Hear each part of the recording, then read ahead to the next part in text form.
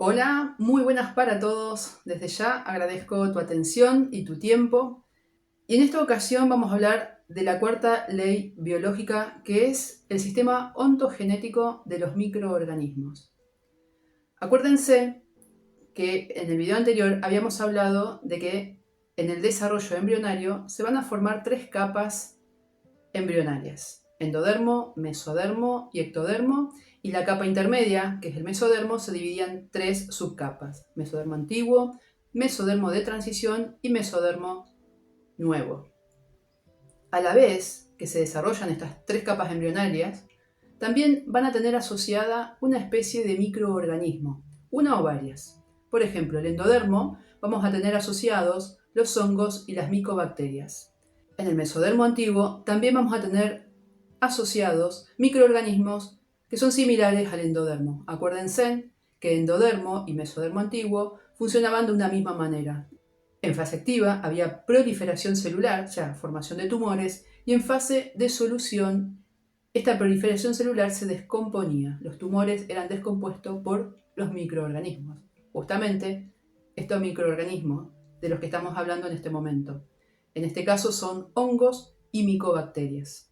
Para el mesodermo de transición no se ha visto asociado ningún tipo de microorganismo. Acuérdense que en el mesodermo de transición había proliferación celular en fase activa y no había una descomposición en fase de solución. Estos son los famosos llamados miomas, en donde se forma una masa muscular en el útero, pero después esa masa muscular queda como una mejora del útero. No hay descomposición de esa masa muscular. Y para mesodermo nuevo y ectodermo están asociados otro tipo de microorganismos que son más modernos en el desarrollo embrionario.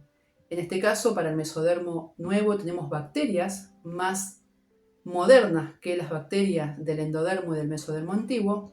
Y para el ectodermo tenemos algunas bacterias, y si existiesen, van a estar los virus. ¿Y por qué digo si existiesen?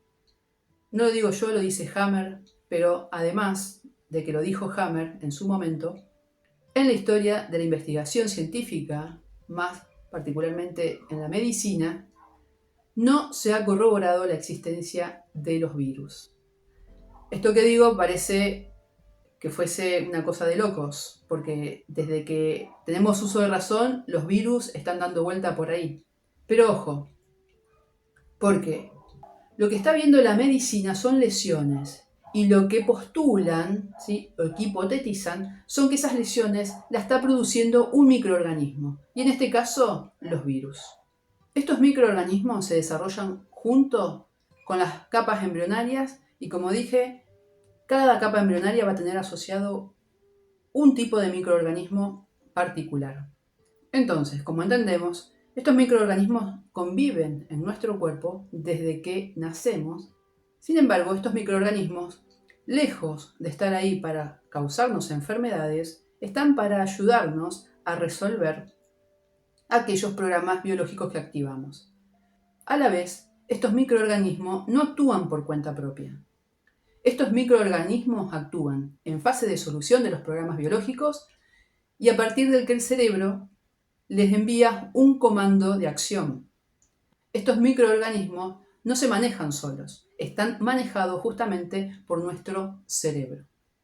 Esto es lo que descubrió Hammer en los años 80, la cuarta ley biológica, en donde observa que cada capa embrionaria está asociada a microorganismos específicos y estos microorganismos actúan en fase de solución, ayudándonos a resolver el programa biológico que activamos. Sin embargo, es otra historia la que nos cuenta la medicina oficial. La medicina oficial nos dice que los microorganismos nos causan enfermedades. ¿Y de dónde es que viene esto? De Pasteur. Hace unos 150 años atrás, Pasteur dijo que los microorganismos causan enfermedades. Mientras que Bellan, que fue el maestro de Pasteur, decía lo contrario. Decía que las enfermedades causan microorganismos. Son dos postulados totalmente distintos, pero el postulado de Pasteur era el más indicado para dar inicio al negocio farmacoquímico. ¿Por qué? Porque si tenemos un microorganismo que causa una enfermedad, entonces vamos a desarrollar medicamentos que maten a ese microorganismo, entonces de esa manera solucionamos la enfermedad. Este postulado de Pasteur era muy propicio justamente para darle crecimiento a la industria farmacoquímica que se empieza a desarrollar y que hoy en día sabemos que es el negocio que más plata y dinero mueve en el mundo. Los experimentos que llevaron a los postulados de Pasteur se hicieron de una manera bastante turbia, en donde no fueron comprobados por pares, no hubo revisiones científicas de esos hechos, y aquí no se cuestiona más nada. En cambio, los experimentos que llevan a los postulados de Bellam sí siguieron el método científico y todas las corroboraciones que tiene que tener una investigación científica, pero esos postulados no servían para el inicio del negocio farmacoquímico que se pretendía. Entonces, esa teoría científica o esos postulados científicos quedaron bajo una alfombra y Bellam fue olvidado como son olvidados muchos personajes de la historia que dijeron verdades, pero que esas verdades no convenían ser escuchadas.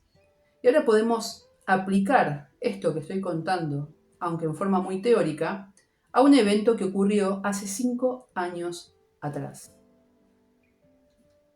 Se comentó de que había un agente patógeno en el ambiente, que era muy destructivo, que era muy peligroso para la vida de las personas, y a partir de ese hecho vinieron las soluciones en forma de químicos y farmacoquímicos.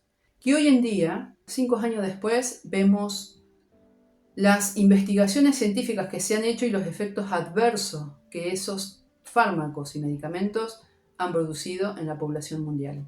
La investigación científica lleva su tiempo, años, para comprobar si un medicamento, en este caso, es bueno o no, y qué efectos adversos ha podido tener en la población. Sin embargo, una persona que conoce la ciencia curativa germánica no se asusta ante estas alarmas de microorganismos perjudiciales y demás, reflexiona y toma mejores decisiones en cuanto a aplicarse o no las soluciones farmacoquímicas que ofrecen. En mi caso particular, cuando se empezó a hablar de que había un agente patógeno que estaba haciendo estragos en ciertas partes del mundo y que se estaba propagando de una manera alarmante, ya en ese momento entendí que todo era una farsa, una mentira, pero bueno, vi también cómo un montón de personas sucumbieron ante el pánico de justamente de que había algo en el ambiente que las podía matar y lamentablemente se tuvo que pasar por toda esa experiencia nefasta para poder llegar hoy en día, 5 años después, a entender que todo fue un circo montado para, en el mejor de los casos, acrecentar el negocio de la industria farmacoquímica. Pasando en limpio, la cuarta ley biológica nos habla del sistema ontogenético de los microorganismos.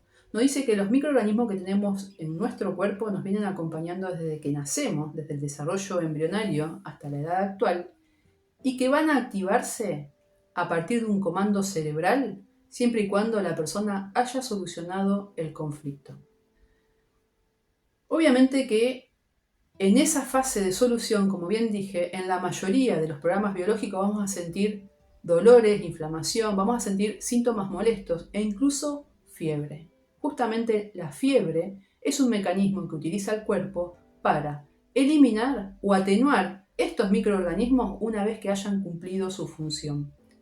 Por eso es importante muchas veces que cuando levantamos fiebre de 37, 5, de 38, si podemos soportar los síntomas que vienen acompañando a la fase resolutiva del programa biológico, es importante que dejemos a estos microorganismos actuar sin ponerle palos en la rueda. Y estos palos en la rueda son medicamentos que bajan la fiebre, medicamentos que cortan el proceso natural que está haciendo el cuerpo para poder restablecer la normalización de nuestro organismo y pasar a la normotonía una vez que salimos del programa biológico. Muchas veces, y esto ocurre mucho en los niños que levantan fiebre muy alta, bueno, en esos casos sí podemos acudir a un medicamento que le baje la fiebre, más en un niño que no está en condiciones de comprender todo esto que estamos hablando.